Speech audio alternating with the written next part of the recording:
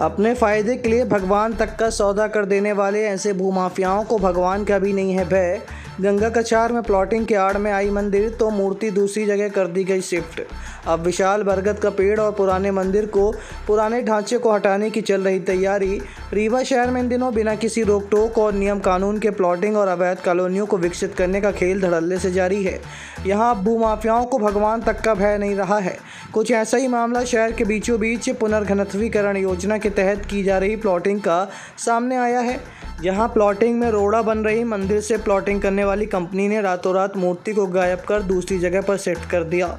दरअसल ये मामला रीवा जिला न्यायालय के ठीक सामने स्थित गंगा कछार की भूमि का है, जहाँ कभी सरकारी भूमि हुआ करती थी, जो अब पुनर्घनत्वीकरण योजना के तहत शासन द्वारा निजी कंपनी के सुपुर्द कर दी गई है और अब वह सरकारी बिल्डिंग मैदान में तब्दील हो चुका है, जहाँ प्लॉटिंग कर प्लॉट बेचने का काम किया जा रहा है। बहरहाल शहर के गंगा कछार स्थित भूमि में ही रसिया मोहल्ले के ठीक सामने बरगद के विशाल पेड़ के नीचे छोटा सा हनुमान मंदिर स्थापित था। फिलहाल मूर्ति को शिफ्ट कर दिया गया है और विशाल बरगद के पेड़ को हटाने की तैयारी है। मामले को लेकर स्थानीय वार्ड के भाजपा पार्षद अंबुज रजक ने मंदिर से मूर्ति गायब करने और मंदिर को दूसरी जगह शिफ्ट करने की जिम्मेदारी गंगा कछार की भूमि पर प्लॉटिंग करने वाली एजेंसी को ठहराया है। जबकि कांग्रेस नेता गुरमीत सिंह मंगू ने भाजपा पार्षद और भाजपा सरकार पर इसको लेकर गंभीर आरोप लगाए हैं। जी, यहाँ एक मंदिर है, राम सीताराम का मंदिर मंदिर की मूर्ति गायब है। कैसी गायब? मूर्ति गायब। देखिए, ये जो भूमि है गंगा कछार की, ये पहले सरकारी एक गेस्ट हाउस हुआ करता था। तो कई वर्षों पहले यहाँ पे लोगों ने पहले हनुमान जी को विराजा और छोटी सी मंदिर बनाई है, बरगद का पेड़ लगा दिया था। फिर अब क्या है, शासन ने ये जमीन बेच दी है। तो अब जिन्हें जमीन बेची है ये शायद वो प्लाटिंग कर रहे हैं या जो भी ये बिल्डिंग बनाएंगे या जैसा भी करेंगे, तो ये मंदिर शायद उनको तकलीफ देता है या पेड़ लगा हुआ है। तो उन्होंने इस मंदिर से भगवान की मूर्ति को, वहां पे एक पेड़ लगा हुआ है उसके नीचे उन्होंने विस्थापित कर दिया है। जहाँ जरूरत है वहाँ पे भगवान के किनारे करके और वहाँ पे जमीन खर्च कराया जा रहा है। अब ये उनका मानना है कि ये उनकी जमीन है, व्यक्तिगत जमीन है।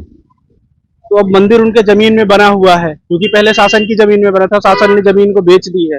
तो ये उनका व्यक्तिगत है। उन्होंने मुझसे पूछा भी था कि इसको क्या करना है, तो मैंने कहा देखिए, भगवान का मंदिर है, अगर आपके काम में परेशानी होती है तो आप कहीं पे भी अपने स्थान में एक बड़ा मंदिर बनवा के भंडारा करिए, जैसा नीम चौराहे में भी हुआ। अगर रास्ते में मंदिर है तो भगवान को अच्छा स्थान मिले। अब ये उनका स्वयं का बुद्धि विवेक है कि वो क्या करते हैं क्या नहीं करते हैं।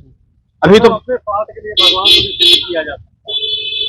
अब क्या कह दे, ये तो अब जो भगवान को मानते हैं ये उनके बुद्धि विवेक के ऊपर निर्भर करता है। अपने स्वार्थ के लिए भगवान को किया जाता है। बिल्कुल, और ये हो ही रहा है। मैं तो इसके मैंने उनका वीडियो सुना, अंबुज रजक जी का वीडियो सुना। मैं तो स्पीकर वेंकटेश पांडे जी से कहना चाहूंगा कि आप भी इस वीडियो को सुन लीजिए और उस वीडियो को सुनने के बाद सबसे पहले तो भारतीय जनता पार्टी से अंबुज रजक को पार्टी से निष्कासित करना चाहिए, क्योंकि उसने मंदिर हटवाने में उसने खुद ने सहयोग किया है या उसका वीडियो बता रहा है। अब जब राम की नगरी, राम की बात, हिंदुत्व की बात और मंदिर हटवाने के लिए भारतीय जनता पार्टी का एक पार्षद खुद शामिल है, वो खुद कह रहा है और वो अभी यह भी बता रहा है कि जब मंदिर 50 साल पुराना है, बरगद का पेड़ है, पूरा रसिया मोहल्ला वार्ड नंबर 18, वार्ड नंबर 17 और ताला हाउस के आसपास के लोग, वहां की महिलाएं जो है आराधना करने, पूजा करने जाती हैं। तो मैं वेंकटेश पांडे जी से कहना चाहता हूँ, वेंकटेश पांडे जी, आप तुरंत अंबुज पार्टी से निष्कासित करें।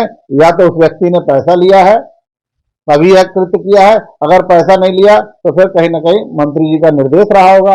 अब जो भी है ये भारतीय जनता पार्टी की कोर टीम तय करे कि उसे क्या करना है। देखिए, भारतीय जनता पार्टी भगवान राम के नाम का, कृष्ण के नाम का, हिंदुत्व के नाम का एजेंडा लेके चलती है। जब जहां उसको पैसे की आवक दिखने लगती है, उसे जमीन की लालच दिखने लगती है, ये जमीन का लालच का ही परिणाम है। पुनर्भौतिकीकरण योजना के तहत अगर जमीन दी गई थी तो मंत्री जी की यह जिम्मेदारी बनती है कि जिस तरह और मंदिरों का निर्माण कराया गया उसी तरह यहाँ भव्य मंदिर का एक निर्माण कराया जाए। उसको हटाने की बात नहीं होनी चाहिए, और उसे अगर हटाया जा रहा है किसी कारण यातायात सुगम करने के लिए तो उसको व्यवस्थित करने की भी जिम्मेदारी मंत्री जी की है। और जब मंत्री जी का पार्षद ही सम्मिलित हो गया उसको हटाने में, अपने वीडियो में खुद ही वो बयान दे चुका है कि ऐसे से ऐसा है, और यह बयान लोकतंत्र के चौथे स्तंभ है, आरिफ भाई हैं, राजेश भाई हैं, मोहिन भाई, आप सबने लिया है, तो ऐसे में तो सबसे पहले तो मेरी मांग यह है कि उस पार्षद को निलंबित करें, पार्टी से निष्कासित करें।